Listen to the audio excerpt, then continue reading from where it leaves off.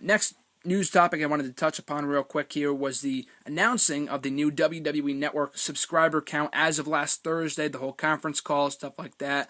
The number was announced to be 700,000, only up 33,000 from the 667,000 that was announced the night after WrestleMania. Numbers are a bit sketchy because that was as of the end of June.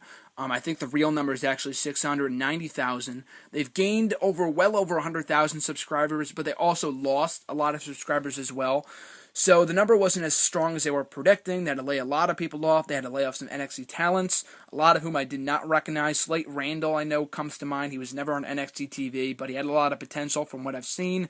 But for the most part, though, not really a surprising number for the WWE Network, because in the last 4 months, and we talked about this, I talked about this with John on last week's podcast when I interviewed him a couple of weeks ago, but we talked about this, that in the last 4 months since they announced the last subscriber number, what else have they really added to the WWE Network?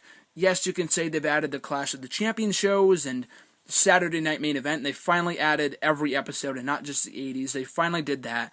And I know they have the pay-per-views, but since WrestleMania, we've only had Extreme Rules, Payback, Money in the Bank, and Battleground, and none of those pay-per-views are among the big four. SummerSlam is coming up, so hopefully that boosts pay-per-view buys. The WWE Network will be going worldwide starting next week. I think next Wednesday or Tuesday, August 12th, I think is the date.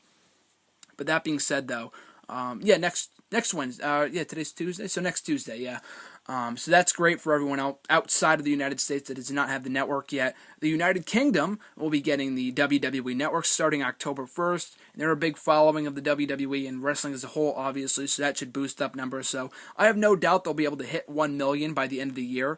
But for just being the U.S. alone, I think that's a pretty good number, in my opinion. The key thing, and I know they tried to hit it home as hard as they possibly could last night on Raw by continuously saying $9.99, the price, and that's not the problem. The price, it's an absolute steal. They've been driving it home for months now. The promotion of the WWE Network is not the issue, like with TNA and their lack of self-awareness. The lack of promotion for the WWE Network isn't the problem. They promote it like crazy on all the shows, their websites, via email. They do it like crazy. That's not the problem. The problem is the lack of real content on the network. And I'm not complaining, because I'm a person that loves the network. Go back and listen to last week's podcast if you don't believe me. Me and John sat down for an hour talking about how awesome the WWE Network is. I try to watch one pay-per-view a week from the network and all the live specials, main events, superstars, the countdown specials, WrestleMania Rewind, Legends of Wrestling. There's a lot of great stuff on the network, but none of it's not enough. They need to add more original content. Maybe they will when the Monday Night Wars show comes around, but it's kind of contradicting because the money that they need to produce more shows for the WWE Network, like a Tough Enough or something along those lines, they're losing that money because of the network. So they can't add more content to the network in that respect. Because from what I've heard, I think the most expensive programming on the network are the reality shows like Legends House.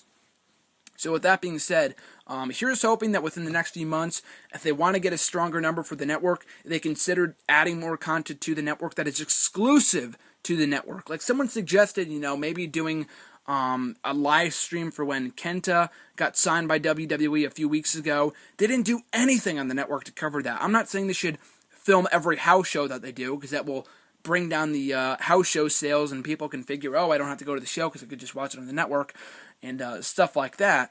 But maybe every once in a while, maybe when they go over to England, you can film a show, or some of these tours that they do, something exclusive to the network. And yeah, sure, the Warrior Week and the Vicky Guerrero countdowns are cool and all, but that's not enough.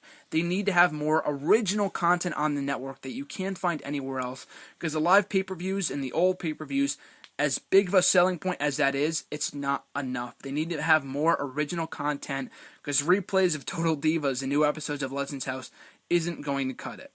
But that being said, though, being the big advocate of the network that I am, I love it, and I'll continue to subscribe. I won't unsubscribe. I won't unrenew my subscription when it expires in a few months. But that being said, though, that's the biggest issue with the network. They just need to have more content. It's not the self-awareness. They can stop trying to shove it down our throats on Monday Night Raw, especially having it being promoted by the heel authority figure Triple H.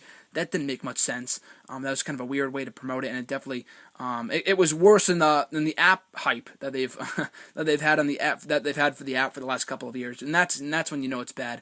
But that's the real problem with the network, and hopefully they can fix and improve upon that in coming months.